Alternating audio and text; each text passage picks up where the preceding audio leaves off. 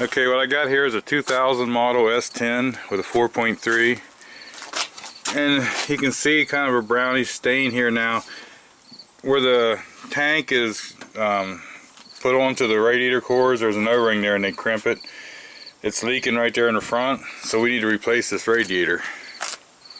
Okay, so I turned the wheel all the way to the right, and on the passenger side of the truck, if you come down here and pick up this little guard, you can see right here. Okay, so you got to turn this white cap on the outside. I don't know if you'll be able to see it here, but there's like a slot that kind of curves here on the side. There's a pin goes through that, and as you turn this white piece will come out. Okay, you're going to want a pretty good sized catch pan under here when you do that. And I don't know if you will see it in there, but that's with it out, draining out of there. So now to speed the operation up, we can loosen this cap up, and that ought to make the coolant flow a lot better. Okay, as we're waiting for this thing to drain, we can take these bolts loose here that holds the air cleaner top on and loosen this one, and we can get this air cleaner out of the way. And then there's one 10mm nut that comes off of here, and there was two spots right here that these push down over top of, and that'll let us remove the air box. Okay, since we're still waiting for that to drain, we can go ahead and take this top hose off, and the radiator is secure in place. So you just squeeze this. They make a tool to do it, or you can use a big pair of pliers or channel locks to squeeze it. Then you just work the hose off of here. Now you're going to want to remove this overflow hose here. So what I'm going to do next here is remove these 3 bolts. There's 2 on each side of the fan shroud here. It needs to be removed, and that'll let the top half of the fan shroud come up. Now the only thing is, there's air conditioning lines here. There is some play in them, but we don't want to start bending these over here or cause any issues.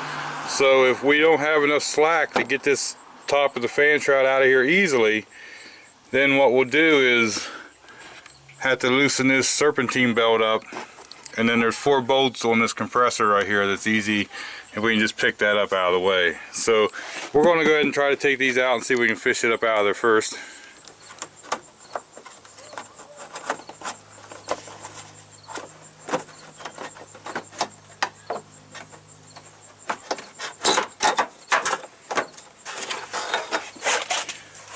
Okay, so I was able to get that up out of there, but gotta remember, we gotta be more careful putting the new one in, so we still may have to take the compressor off. Okay, now we got the top removed. Looking down in here, see the square here, and if you notice, there's one there, and there's one down there. Now I don't know if I can get you zoomed in to see what's in there. See how you got the double gate?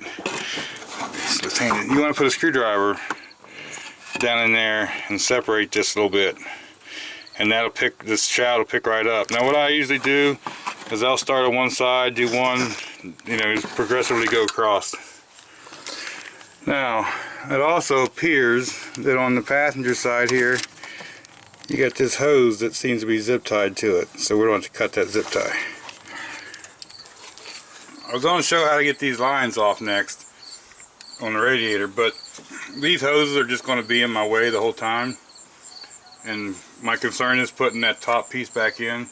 So there's a hole in the front of this tensioner pulley that has a square, I guess you would call it, and you can put a 3/8 ratchet in there. Push down the ratchet, loosens the belt, and you can just pull the belt right off. Now if you just take it off gently and lay it over there, you can kind of keep it on all the pulleys except for the ones you want it off of. Okay, so now with that removed, okay, we can now take this wire off of here. Just spread them out a little bit and then it'll come right off. And then we got 4 bolts right here. And I believe they may be a 13. Yes, they're a 13. So we're going to pull these 4 bolts off, and then we'll be able to pick that compressor right up out of there. Okay, now with the 4 bolts removed, we should be able to pick this up out of there.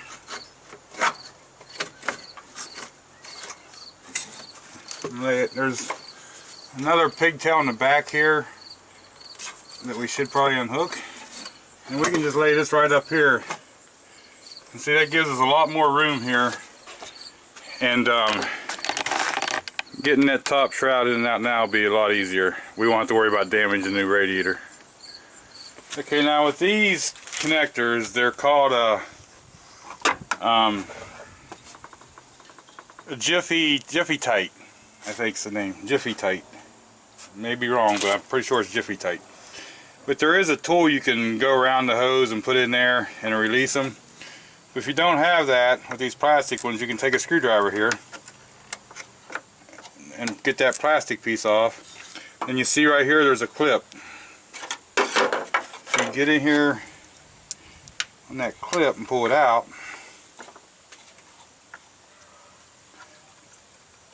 You should be able to pull the clip right out if you got it going in the right direction.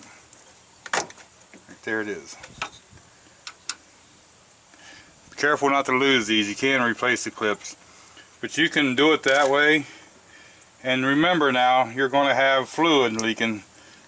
Now that bottom one, the line doesn't want to pull right out, so I'm just going to give it a shot of WD right down in there where the clip come out of.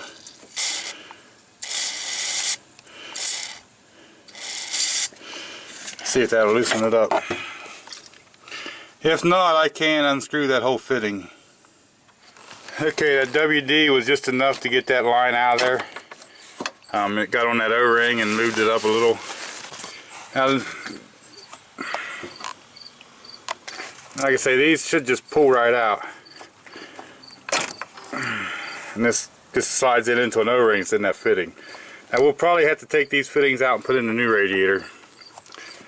Now on the other side, those are the oil cooling lines. Over here you get transmission lines, which are the same difference. You can pop this black cap off and do the same thing, or they make a tool that goes right in there that releases them. Okay, now we got that top line there out of there. There's another one below that radiator hose. So the next step, since how we got the water drained out, we'll pinch this clamp together and work that hose off of there.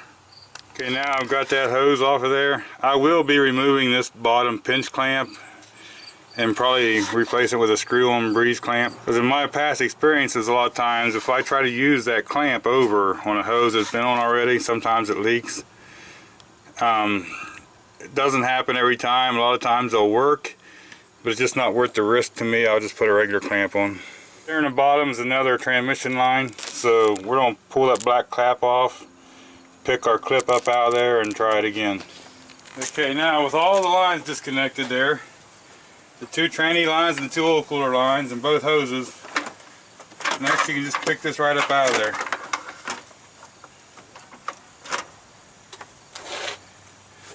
Now what you don't have is two of these fittings here for the oil cooler lines. We're going to want to remove those. And here's a better look at that petcock where you drain the radiator. See, it has this slot here on the side that it's got to come out. The new one's got a better design. I'll show you that here. Now hopefully your new one comes with some kind of plug to hold this, and you can just pull them right out. Okay.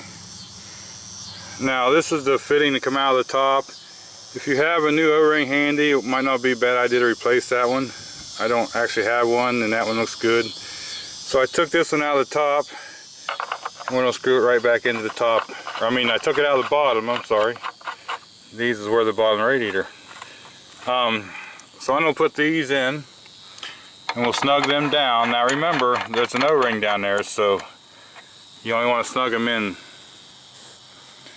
Now the ones for the transmission line, we don't have to do that, because all we're going to do is pull these plugs out and put the new fittings in the same as we did these, just screw them right down in there. Now these have a little bit of sealant like on the threads, so we can just screw them right in and snug them up. So now we want to tighten all the fittings up and make sure we got them snug while it's easy to get to out here. The other thing you're going to have to do, on the bottom of the radiators, there's 2 feet, one here and one there, that goes down in the body that holds the radiator. You're going to have to pull these rubbers off They're going to seem like they fit a lot tighter on the old one than they will the new one. That's why a lot of times I like to wait till I get all the lines in, and that way I'm not losing any, and I'll do that right before I set it down in. If you notice also, the new one has where you can actually grab a hold of the petcock and do it. So that's, to me, a big improvement. So I'll get these 4 fittings tightened up and we'll be ready to put this in the truck. Now here's a better view of down in there before we set the radiator in. If you notice right down there is a hole, and right there is a hole. That's where those rubber pieces on the bottom of the radiator sets down in. I like to take and just blow out any of this dirt that's in here.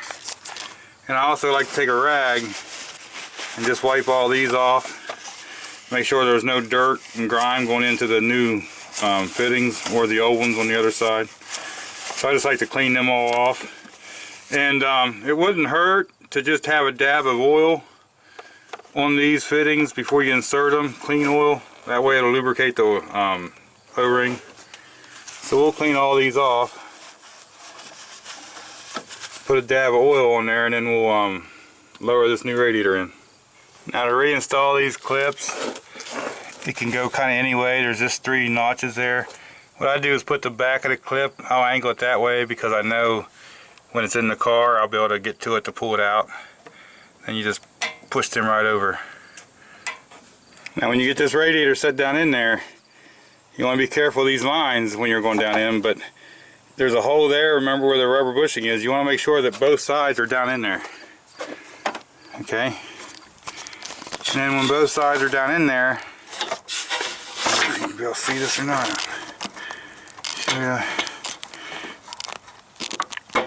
Okay, I've got that first line pushed down in that connector. Now I want to put that black plastic piece back on. And it just pushes up on. Now I'll put this radiator hose on next. Okay, now I put that breeze clamp on there. But be kind of conscientious when you put them on because, see, I made this so I can get an extension down to it. I like to always put them on to where I can get to the screw even after the shroud's on and stuff. Because if it was been pointing straight out this way and you put the shroud back on, you'd almost have to remove the shroud to get to it. So, okay, now with these fittings, if you get it lined up properly, trying to stay out of your way, they should just snap right in. You just want to be careful and go straight in because you're going into an O-ring. You don't want to catch that O-ring and tear it up. And after you get that on, find that black thing, you can just simply push that on and you're done with those connectors. Now don't forget about this hose. And these just go like this and push together. Okay, that's going to be the same thing for these 2 oil lines. You can just get it right up in there. You may have to wiggle it just a little bit and they'll snap right in place. Then you just want to put these clips back on. Okay, I don't have to have 2 hands, but on this it's the same thing. You just line that up with them 3 clips and push it right down in and it'll snap right into place. That bottom piece was really a bugger because it clips into plastic and it kept wanting to move. Now you see you got this rubber piece here and this rubber piece on this top fan shroud. That has to go over top of this on both sides. So the next thing we're going to do is set this down on top and we'll make sure we have those in place. Now on this top piece I should have showed you, there's a pin sticks down. It has to line up with that hole to get these 2 bolt holes going. So you got to make sure you line that up. I like to get all 4 bolts holding the fan shroud, the 2 there and 2 there on. And then I put these 3 in before I tighten any of them up. Now that they're all started, I can go through and tighten the 2 on each side of the fan shroud, and then I'll tighten these 3 at the top, making sure the whole time that everything's going together and fitting correctly. Okay, now that we got this fan shroud bolted down up here, next thing I'm going to do is go ahead and put this air compressor back down on here and put the 4 bolts in and tighten it up so we can get the belt on. Remember to plug that wire back in the back. Okay, now don't forget to plug that one in. Next thing we're going to do is get this belt back on here. Okay, so I got the ratchet and the tensioner over there. I got this belt on all the pulleys, I believe in the center of all of them. So all I got to do is push down here where the idler is. Do this here. And then you should be able to slip that right under. Now once you do that and get the tension on the belt, you want to make sure you look at all the belt where it goes on every pulley and make sure it's in the middle of them and not a tooth off or something. Now don't forget about that dizzy hose here that was zip tied. We want to make sure we route that back where it's supposed to be, under the lip of the shroud here, so it don't get up in the fan. And then we need to put a zip tie back on there. Okay, now I just left my top hose lay over here loose so it's out of the way a little bit more. I want to get that air box in here first, so we'll put the bottom half right down in there. Now when you get the bottom half of the air box in, there's two of these right here. They're rubber grommets that push down over the pegs. And then there's just one 10mm nut right here. So if we tighten that down, the bottom of the box will be in. Okay, because I think it'll be easier before I put the top of the air cleaner box in, I'll go ahead and put this hose on. And I am going to go ahead and reuse this clamp for right now. It's not that hard to change if I do have to, but... Okay, now we can put the top of this back on. We can pick this right up. Now there is a square tab here that goes in between these notches, so you do want to try to line that up. And you want to make sure that's fully seated in there, so we can make sure we get it to seal. And then we can get this air cleaner lid back down in there. I have to do a little bit of finessing. Okay, now once we get the air box lid on there where we want, we can go ahead and tighten these up. Another thing you want to do, you want to make sure to remember to tighten this up, because you don't want no air leaks. This is still in front of the mass airflow sensor, but you don't want the dirt. Okay, with those all tight, everything on here is tight again. Next step we need to do is we can put some antifreeze in here. Okay, you see now it's already went down some just by starting this up. I put a gallon of straight antifreeze in there, and now I'm going to add up to 1 gallon of distilled water. And if I get past the point of my 1 gallon of distilled water, I'll go back to antifreeze, 50-50 mix with water. Okay, I let this get to where it was a little bit warm, and I got this radiator full. This jug has a bunch of water in it too, so theoretically if it needs more it'll come out. But since I have time, I'm going to take this for a little drive and bring it back and let it completely cool down, and then I'll check the water again.